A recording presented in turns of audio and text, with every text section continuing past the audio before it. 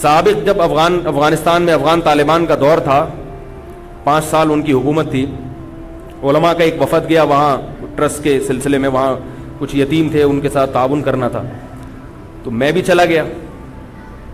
تو ہم کابل میں کچھ دن ہم نے گزارے۔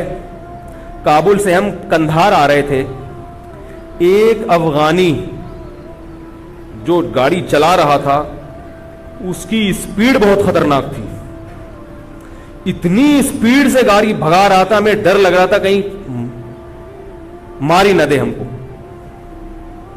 کوئی اسپیڈ بریکر ایسا نہیں تھا اس کی راہ میں جو بریکر کا کام دے رہا ہو۔ ہم نے کہا بھائی کیا ہو گیا اللہ کے بندے؟ پتا چلا کہ جی شادی شدہ آدمی ہے، 3-4 مہینے سے بیوی سے دور ہے، اب 3-4 مہینے بعد جا رہا ہے تو پھر یہ اسپیڈ ہے اس کی۔ کیوں یہ اسپیڈ تھی؟ افغانستان میں 2-3 مہینے میں کابل میں اور مختلف علاقوں میں کسی ٹرسٹ کے سلسلے میں گیا تھا، 3-4 مہینے رہا ہوں، ایک عورت بھی نظر بولو بھائی نہیں آتی۔ جب ایک عورت بھی بندے کو نظر نہیں آئے گی تو اس کو پتا ہے کہ جو نظر آتی ہے بس وہی ہے میرے پاس، اس کے علاوہ میرے پاس کوئی آپشن نہیں ہے۔ تو اتنا بھرا ہوا تھا، اتنا بھرا ہوا تھا، ایسے بھاگ رہا تھا۔ ہم نے کہا ہمیں کیوں، ہماری عورتوں کو کیوں بیوہ کروائے گا بھائی تو اپنے چکر میں، ایسے بھاگ رہا تھا۔ عورت کو پردہ کرا کے شریعت نے عزت کس کو دی ہے؟ اس بیوی کو جو گھر میں بیٹھی ہوئی ہے۔ مرد اس کا محتاج ہوتا ہے، اس کو آرام سے طلاق نہیں دے سکتا، چھوڑ نہیں سکتا۔ اور آج کیا حال ہے؟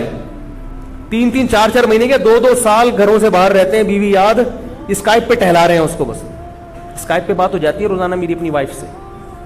یہ لوگ بتانا، میں کہتا ہوں یار 2 سال تم بیوی سے دور کیسے رہتے ہو؟ کہتے ہیں اسکائپ پہ میری بات ہوتی ہے روزانہ۔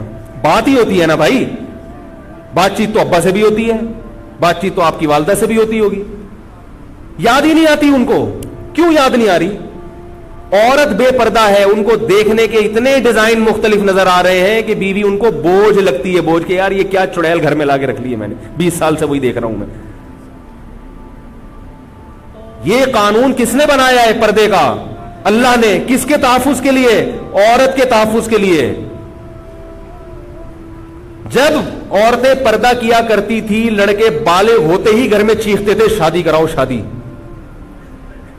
اب لڑکے سے ابا بول بھی دینا گن پوائنٹ پہ کر لے، وہ کہتا ہے میں پاگل نہیں ہوں، ٹینشن پال لوں میں، الا یہ کہ 2-4 بیوقوف سے جو میرے بیان میں بیٹھتے ہیں، معذرت کے ساتھ، یعنی دنیا کے لحاظ سے بیوقوف، میرے لحاظ سے تو بہت عقل مند ہے وہ کیوں نہیں؟ اس کو پتا ہے بھائی انٹرنیٹ پر اور ہر جگہ دوستیاں لڑکیوں سے، اتنی اس کے پاس رنگ رلیاں ہیں، رنگ رلیاں منانے کے لیے اتنی اس کے پاس انٹرٹینمنٹ کے لیے ذرائع ہیں کہ اس کو بیوی کی ٹینشن پالنا بوجھ لگتا ہے۔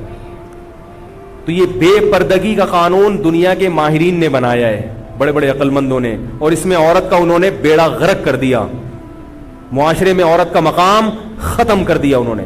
اور پردے کا قانون کس نے بنایا؟ مولویوں نے بنایا ہے یا محمد صلی اللہ علیہ وسلم نے بنایا ہے؟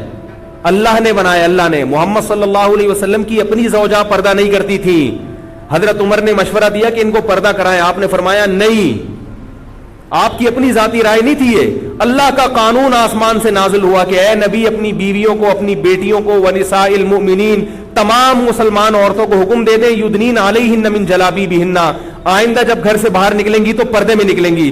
اس کے بعد محمد صلی اللہ علیہ وسلم نے اپنی بیویوں کو بھی حکم دیا، بیٹیوں کو بھی، اور تمام مسلمان عورتوں کو۔ پتہ یہ چلا کہ ہمارا قانون بنانے والے محمد صلی اللہ علیہ وسلم یا انسان نہیں ہے، یہ کس نے قانون بنایا ہے؟ اللہ نے بنایا ہے۔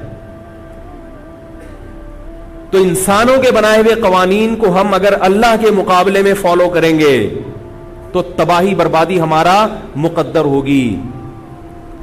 تو میں جو اصل بات عرض کر رہا تھا کہ اللہ کا قانون ہے کس کے پاس؟ محمد صلی اللہ علیہ وسلم کے پاس ہے، علماء کے پاس ہے، اس کے علاوہ کسی کے پاس ہے ہی نہیں۔ جب ہے ہی نہیں تو یہ بحث کہ وہ صحیح ہے یا غلط، اس بحث سے اللہ نے ہماری جان چھڑا لی۔ کیا خیال؟ غلط تو نہیں کہہ رہا، تو اب یہ بحث ہی نہیں ہے۔ تو اللہ کی جب اتنا بڑا ہم پر انعام ہو گیا کہ اللہ نے اس قانون کو ہمیں دیا، تو بھائی اب ہمیں اس کو فالو کرنا چاہیے کہ نہیں کرنا چاہیے؟ کتنی بڑی ناشکری ہوگی کہ اللہ نے ہمیں اس کنفیوژن سے باہر نکال دیا کہ صحیح کیا ہے غلط کیا ہے, صحیح حق ہم تک پہنچ گیا. قرآن نے جگہ جگہ کہا یا ایھا الناس قد جاءکم برہان من ربکم, اے لوگو تمہارے پاس اللہ کی طرف سے کھلی دلیل آ چکی ہے. صحیح کیا ہے غلط کیا ہے اس کی کھلے دلائل تمہارے پاس اللہ کی طرف آ چکی ہے, اللہ کی طرف سے آ چکے ہیں. فمن ابصر فلنفسہ, جو اس قانون پہ چلے گا بصیرت سے کام لے گا اپنا فائدہ کرے گا, اور جو اندھا ہو کے چلے گا وہ اپنا نقصان کرے گا. اس لیے میرے بھائی میں اور آپ اس بات کے مکلف ہیں کہ ہم کس کو فالو کریں, اللہ اس کے رسول صلی اللہ علیہ وسلم کے قانون کو فالو کریں. اسی میں عزت ہے, چاہے وہ قانون ہماری سمجھ میں آئے یا نہ آئے. ہم وقتی فائدے دیکھ رہے ہوتے ہیں, ہم دور اندیش نہیں ہیں, ہم اس کے پیچھے جو چھپی مصلحتیں ہیں ان کو نہیں دیکھ رہے ہوتے. اس پر کہنے کے لیے اور بہت کچھ ہے مگر وقت ختم ہو چکا ہے. یاد رہا اور وقت ملا تو انشاءاللہ میں اگلے ہفتے اس پر انشاءاللہ مزید کچھ بات کروں گا. اللہ سمجھنے کی عمل کرنے کی ہم سب کو توفیق عطا فرمائے. وما علینا